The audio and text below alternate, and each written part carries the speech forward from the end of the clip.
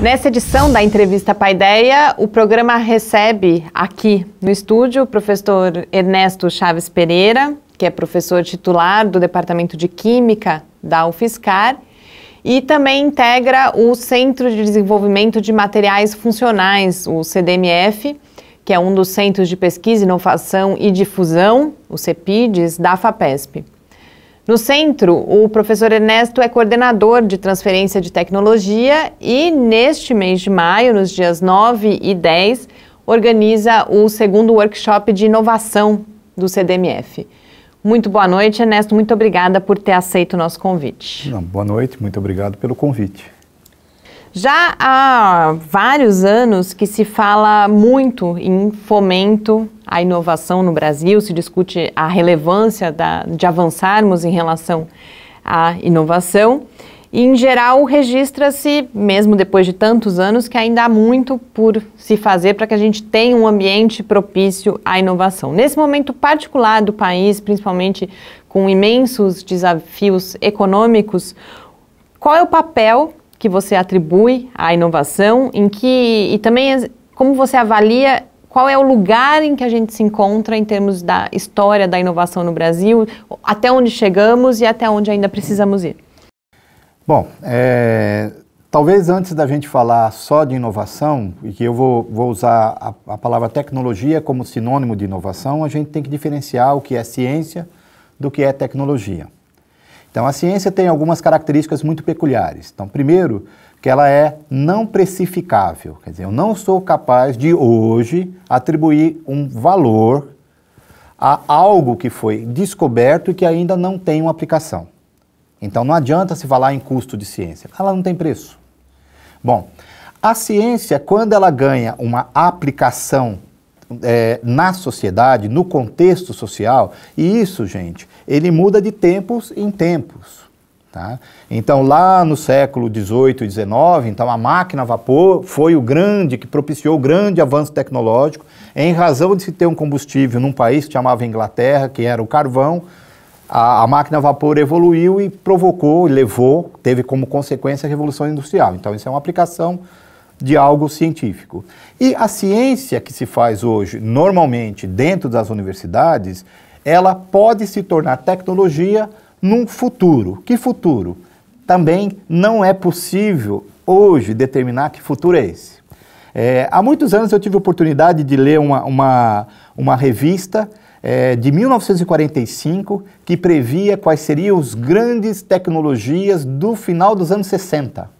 Bom, de 10 que eles propuseram, eles erraram 9. Só acertaram, em parte, na utilização do laser em muitas áreas de aplicação na sociedade humana.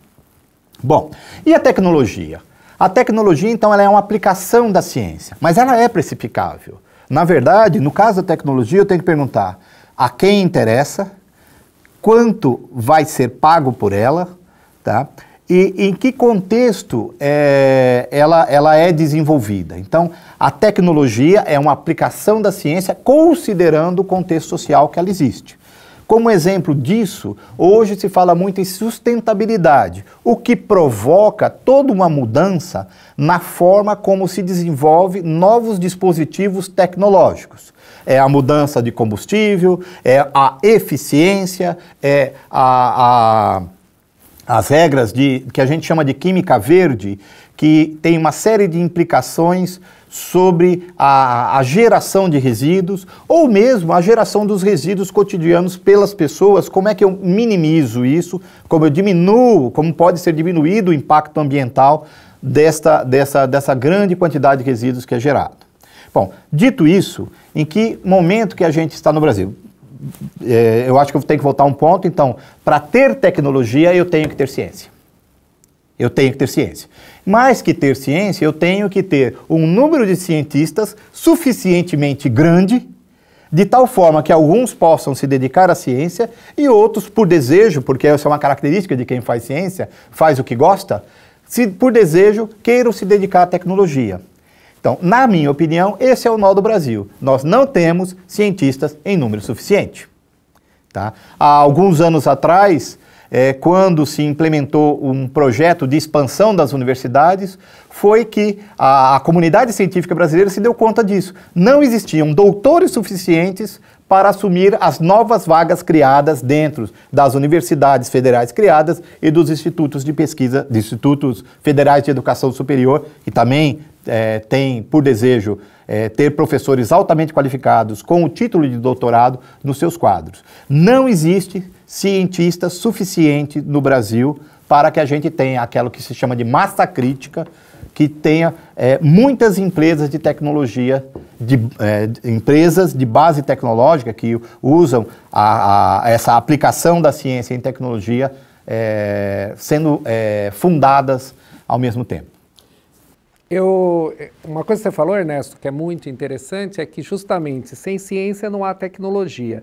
E muitas vezes a gente vislumbra, né, certas tecnologias, né, como você deu o exemplo lá dos anos 40, pensando o que seria viável nos anos 60, e surgem novas coisas, né? Eu lembro muito de você comentar uma vez comigo a respeito de que o próximo material que a gente vai usar daqui a 5 anos que possa gerar uma nova tecnologia, a gente nem tem ideia do que seja esse material, dada a velocidade que o conhecimento se modifica, dada as propriedades que eles ocorrem, né? Então, talvez um exemplo interessante, os polímeros condutores descobertos lá no final dos anos 70, começo dos anos 80, e hoje eles estão presentes nos celulares, em todas as coisas, não se imaginava até onde chegava, né? Não, isso é verdade. Na verdade, é uma característica da ciência.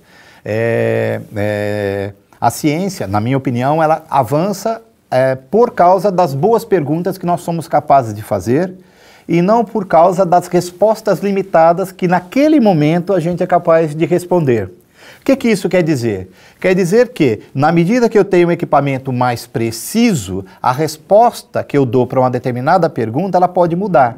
Mas a pergunta, ela pode permanecer porque a compreensão de qualquer funcionamento da natureza, ele é muito complexo para o nível de conhecimento que nós temos mesmo nos dias de hoje. Então, isso é uma coisa que é importante se dizer, gente.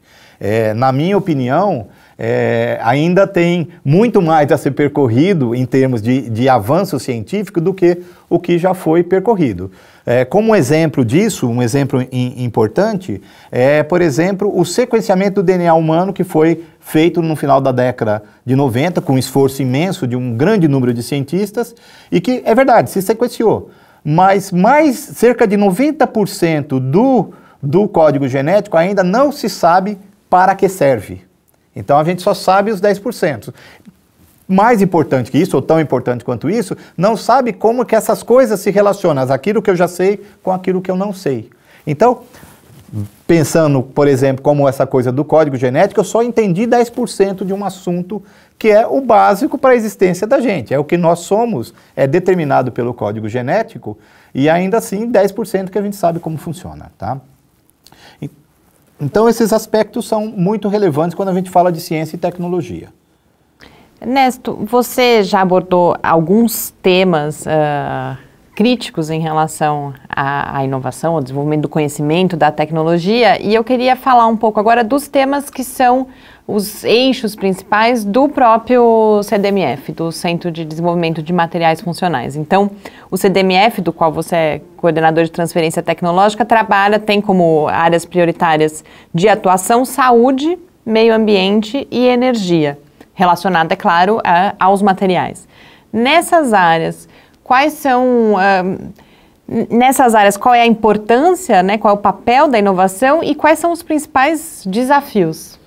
Bom, na verdade, os CEPIDs da FAPESP, eles têm esse propósito. Então, de uma forma normal, são grupos de cientistas que nós chamamos que têm já uma história longa, a gente usa a palavra consolidados, e a FAPESP colocou como desafio a esse grupo de cientistas, bom, boa ciência é sabido que vocês já fazem. Então agora vamos fazer outras coisas. Que são essas outras coisas importantes? Primeiro, como que você conta para o público leigo, para a sociedade, aquilo que você faz de uma forma que ela compreenda a importância disso. Isso é uma coisa muito importante, né? A beleza só se acha belo aquilo que se compreende.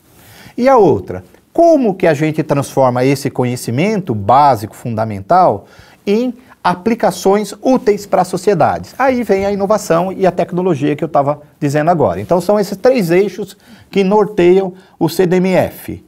Na verdade, o CEPIDES e particularmente o CEPID do qual eu participo, o Centro de Desenvolvimento de Materiais Funcionais. Bom, como isso funciona dentro do CDMF, o desenvolvimento da nossa vocação de transferir conhecimento científico e transformá-lo em aplicações tecnológicas.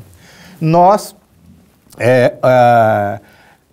temos um número expressivo, são certamente perto de umas centenas de alunos de pós-graduação, alunos de mestrado, alunos de doutorado e pelo menos 40 pesquisadores que já têm o doutorado, nós chamamos eles de pós-doutores ou pós-docs, de uma forma mais simples, e nós propiciamos a esse conjunto de cientistas jovens oportunidade deles aprenderem sobre empreendedorismo, sobre o apoio da infraestrutura de equipamentos do CEPID para que eles tenham oportunidade de pensar materiais com propriedades especiais, que é o que a gente sabe fazer bem, e que tenham possíveis aplicações para a sociedade, quer dizer, que se tornem produtos, tá? Juntamente a isso, a gente tem o apoio da FAPESP. A FAPESP, no estado de São Paulo, ela tem uma ação que, na minha opinião, é fundamental, que é o programa PIP. Na verdade, são 2 programas. O PIP, que é para a fundação e desenvolvimento de uma ideia até a colocação dessa ideia como produto no mercado, e para empresas de maior porte, que é o programa PIT. Falando só do PIP, o que o PIP faz? Ele dá oportunidade aos nossos ex-alunos agora, aos doutores que nós formamos, que têm algumas características importantes que faz parte do processo da formação do cientista e do título de doutor. A capacidade de resolver problemas, a consciência de que sabe pouco, mas que tem a capacidade de aprender para resolver os problemas. E isso faz parte da formação do cientista. E a gente agrega isso, como que eu transformo uma ideia em algo que seja aplicável para um determinado segmento da sociedade. Que tipo de segmento majoritariamente nos interessam? Aqueles que servem para minimizar o impacto da sociedade humana sobre o meio ambiente, aquele que serve para transformar a vida das pessoas em uma vida mais saudável, seja pelo desenvolvimento de sensores, seja desenvolvimento de nanopartículas que tenham a capacidade de ser transportadores de drogas específicas, e, finalmente, considerando que uma parte importante do impacto deletério da sociedade humana sobre o meio ambiente é a utilização de combustíveis fósseis, como que a gente pode desenvolver novos materiais que envolvam tecnologias de transformação de energia que sejam menos impactantes para o meio ambiente, né? Eu sempre costumo brincar que é fácil. Olhe o que como a natureza faz e siga o caminho. Então, no caso da energia, na minha opinião, é energia solar. Tá? Então, de novo, a quantidade de energia que o Sol irradia sobre a Terra, não é no universo inteiro, sobre a Terra, em um único dia, sustenta toda a necessidade de energia da sociedade humana, de 7 bilhões de seres humanos, por 18 meses. Então, o segredo, a dificuldade hoje, e eu não preciso nem estocar durante muito tempo, porque 12 horas depois eu tenho sol de novo, mas é fazer essa conversão de forma eficiente, especificamente no caso da energia. Isso, você falou exatamente esse tema, Ernesto. Eu lembrei do famoso livro do Freeman Dyson, O Sol, o Genoma e a Internet, que justamente caminha nessa direção, de você, a partir desses conhecimentos fundamentais, das transformações da energia solar, a compreensão do genoma humano e do genoma de todos os seres vivos, e a possibilidade de disseminar essa informação seria a grande revolução do século XXI. E eu acho que nesse aspecto, o grande desafio também que nós temos é que fazer com que os nossos doutores se estimulem a fazerem projetos desse tipo, né? Porque precisa, digamos assim, num país como o Brasil, ter uma certa dose de coragem de sair daquilo que você está fazendo, que é o convencional, para arriscar transformar aquele resultado que você teve no doutorado, aquela pesquisa inédita que você fez, tentar fazer isso evoluir num produto e numa outra coisa. Então, realmente é um desafio. Eu parabenizo aqueles que têm essa coragem, esse empreendedorismo de tentar fazer essas grandes tentativas que podem dar grandes resultados. Só gostaria de observar, Dilson, que na minha opinião,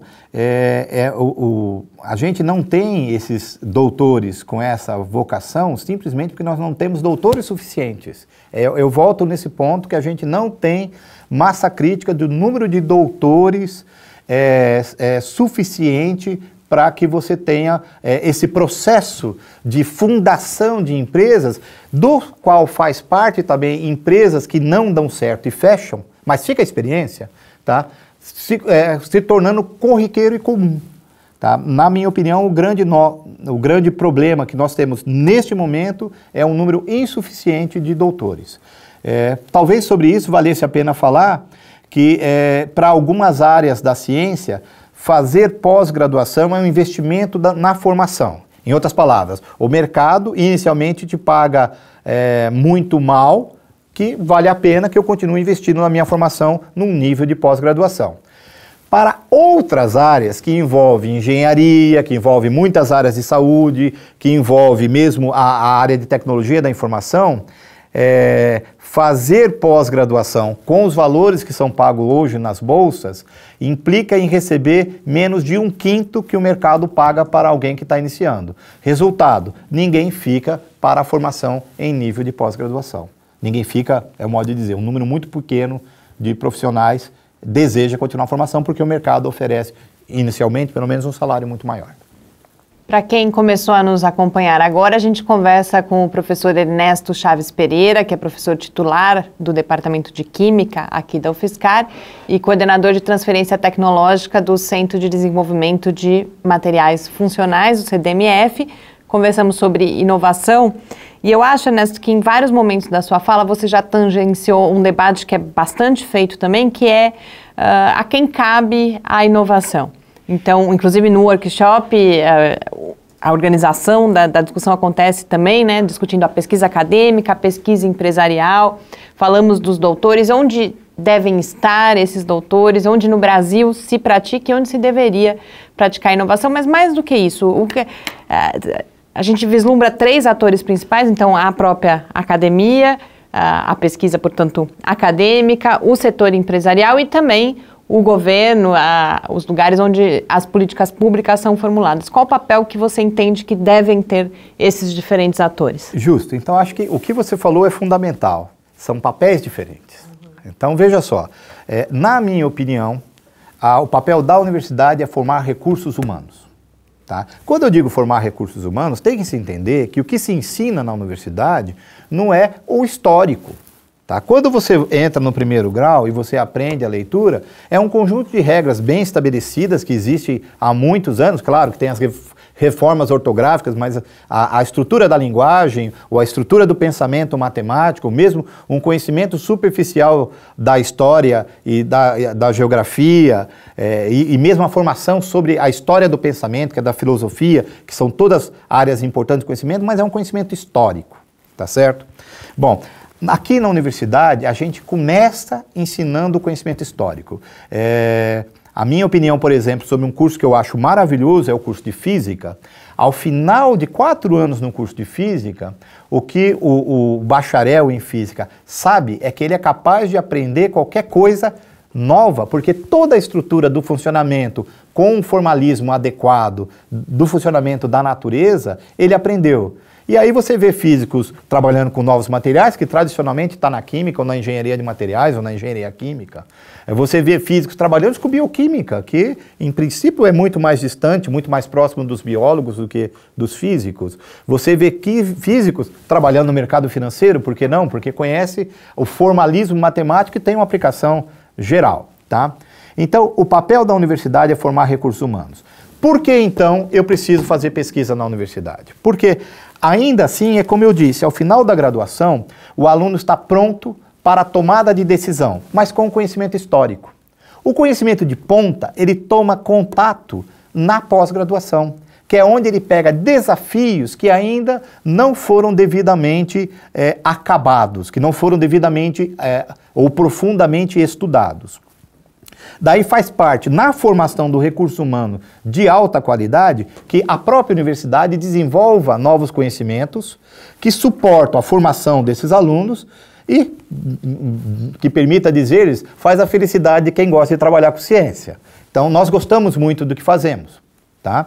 Bom, ao final do doutorado, você tem uma pessoa, um profissional que tem todo o conhecimento histórico, que aprendeu a resolver problemas que ainda não foram profundamente estudados e que está pronto para iniciar a sua vida de tomada de decisões. Aí, nesse momento é que ele pode tomar as duas decisões, ou permanece no mundo acadêmico, ou funda uma empresa com todo o conhecimento e a capacidade dele tem de resolver problemas que não estão profundamente discutidos. Bom, então, na minha opinião, esse é o papel da universidade. Qual é o papel do governo que no estado de São Paulo a FAPESP tem feito, na minha opinião, de uma forma bem feita, tá? Ela fomenta, facilita a transformação da ideia, ela financia veja, é importante que se diga, financia a fundo perdido. Ela financia sem que depois esse dinheiro tenha que ser reposto. Aspas bem grande, já me disse um diretor da FAPESP que o pagamento da FAPESP é quando a empresa floresce, cresce e gera renda e emprego. Tá? É isso que eles querem. Então, eles facilitam, financiam a proposição do conceito, que é a fase 1, a construção do protótipo, que é a fase 2 do projeto PIP, são fases diferentes, 9 meses, 2 anos, e depois fase 3, colocação do produto no mercado. Então, o poder público está tendo esse papel, ao menos no estado de São Paulo, tá, de uma forma, na minha opinião, bastante bem feita, para permitir que esse profissional com capacidade de decisão, com conhecimento histórico, com capacidade de aprender a resolver problemas, possa se colocar agora no mercado, seja fundando a sua própria empresa, ou indo trabalhar num centro de pesquisa de uma empresa de grande porte, que tem pesquisa, tá? Que tem, lá se chama pesquisa e desenvolvimento de novos produtos, o poder público está fazendo esse papel.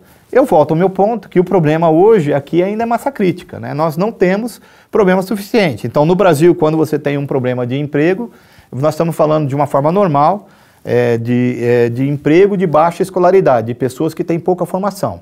Lá na Coreia, quando tem um problema de emprego, eles estão falando de desemprego de doutores que estavam no centro de pesquisa dos grandes conglomerados industriais que lá existem e que agora está passando por um momento difícil. O que nós precisamos é disso, né? Ter tanta gente que você não tem mais esse problema de número de criação de novas empresas. Um número que a gente vê muito aqui marcante no Brasil é os poucos números de doutores em empresas comparados quando a gente vê nos países como os Estados Unidos, né? Nos Estados Unidos, 70% de todos os doutores formados estão trabalhando nas empresas, e no Brasil nós temos uma inversão grande. A maioria dos doutores ainda estão nas universidades, porque vai exatamente nessa direção. Falta doutores. Falta doutores e também falta as empresas colocarem isso como um desafio, elas também terem esses doutores. Infelizmente o nosso tempo acabou, mas a gente vai ter a oportunidade de continuar conversando sobre isso. Inclusive no segundo workshop de inovação que o CDMF realiza nos dias 9 e 10 de maio. Para quem se interessar, vai ser aqui no Campus São Carlos, da UFSCar, no que a gente chama de edifício prédio da Petrobras, que é um grande prédio de pesquisa aqui na área norte do campus. Quem quiser saber mais informações pode entrar no site do Lab também, e do CDMF, que a gente vai divulgar o evento. O site já está nos links do CDMF e do Lab. Ótimo. Muito obrigada, Ernesto. A gente espera continuar contando com a sua parceria aqui no Paideia. E o Paideia de hoje, portanto, fica por aqui. A gente volta na próxima terça-feira, às 6 horas da tarde, aqui na Rádio UFSCar e também agora em vídeo no Facebook do Lab e no canal do YouTube. Muito boa noite para todo mundo. Boa noite, Mariana. Boa noite, Ernesto. E esperamos nos encontrar numa próxima oportunidade aqui no Paideia. Boa noite. Muito obrigado pela oportunidade.